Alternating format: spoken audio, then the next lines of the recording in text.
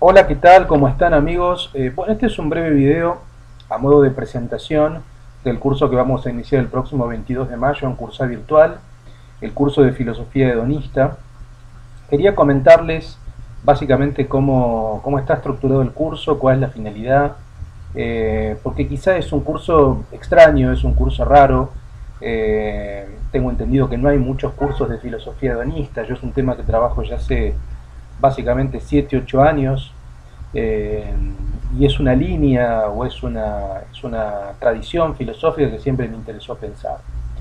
¿Qué es la filosofía hedonista? Bueno, obviamente como lo indica el nombre, es una reflexión en torno al placer, pero en torno a la categoría de placer, digamos, ¿no? Mi idea es trabajar, como siempre lo hice en mis cursos, en mis seminarios, en mis grupos de estudio, desde un punto de vista riguroso, la categoría de hedoné griega.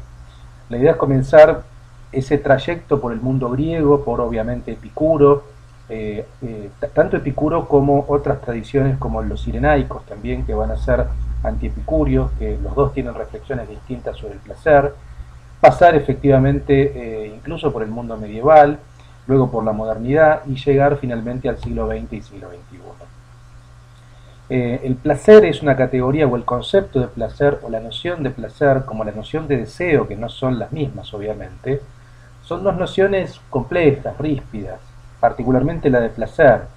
El placer todavía sigue teniendo mala prensa para muchas personas o para muchas visiones, y me parece que eso es porque no se comprende la genealogía filosófica del placer, de la categoría hedoné o placer, y particularmente los filósofos que han reflexionado sobre el tema del placer, que son muchos filósofos, así como también artistas, escritores, otro tipo de artistas como directores de cine, que han tomado el placer como un objeto de reflexión. Este curso es un curso que consta de 8 clases, es un curso virtual. Los que nunca han hecho cursos virtuales, yo les comento que ya doy cursos en curso virtual hace 3 años y los resultados son extraordinarios. O sea, se generan incluso muy buenos grupos de estudio, se generan muy buenas charlas. Los cursos virtuales constan de 3 patas: un video que yo grabo como este, pero de 20 minutos, donde expongo la clase, los conceptos; un material de lectura que yo escribo especialmente; algún material adicional, puede ser algún fragmento de un libro; y el foro interactivo, que es el corazón de los cursos. La clave de los cursos interactivos es el foro. En ese foro se da básicamente las preguntas, las reflexiones, los comentarios, los aportes de los inscriptos. Este curso consta de 8 clases y les voy a leer puntualmente los temas de las 8 clases. La clase primera es Epicuro y Arístipo, dos visiones del placer. Es decir, acá lo que vamos a ver es la interpretación de la categoría de hedoné. Para Epicuro el placer no quiere decir lo mismo que para Arístipo. Epicuro va a hablar básicamente de placeres, como él llama, estables, o de placeres que tienen que ver con la reflexión, con el pensamiento, y el placer entendido como ausencia de dolor, sin duda, que es una noción contraintuitiva hoy. Y Arístipo de Cirene va a ser la contrafigura de Epicuro, que va a plantear los placeres en movimiento, digamos, ¿no? Los placeres dinámicos, y ahí sí van a entrar los placeres que hoy entendemos, como la gastronomía, como la mesa, como el vino, como la sexualidad, como el erotismo, etcétera. En la clase 2 vamos a pasar a los cristianos herejes, redención y placer. Es decir, este tipo de linaje cristiano yo no lo trabajaba en otros cursos míos, pero efectivamente el mundo medieval también permite una reflexión sobre el placer desde la matriz cristiana en este caso. Por eso que vamos a estudiar a los gnósticos licenciosos y a los hermanos del espíritu libre, que son sectas del siglo I al siglo III, y los hermanos del espíritu libre, una secta de Holanda, de Flandes y de Bélgica, de los siglos XIII al siglo XVI, muy interesantes, cómo reflexionan y cómo viven en torno a una noción hedonista que lee a Jesús y lee al cristianismo desde un punto de vista hereje, indudablemente, pero que sigue permaneciendo en ese lugar.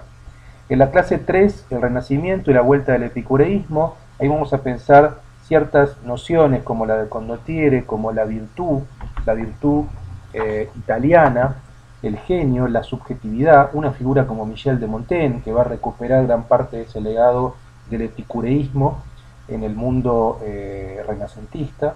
La clase cuarta son los libertinos barrocos, placer y política, los libertinos barrocos del siglo XVII particularmente.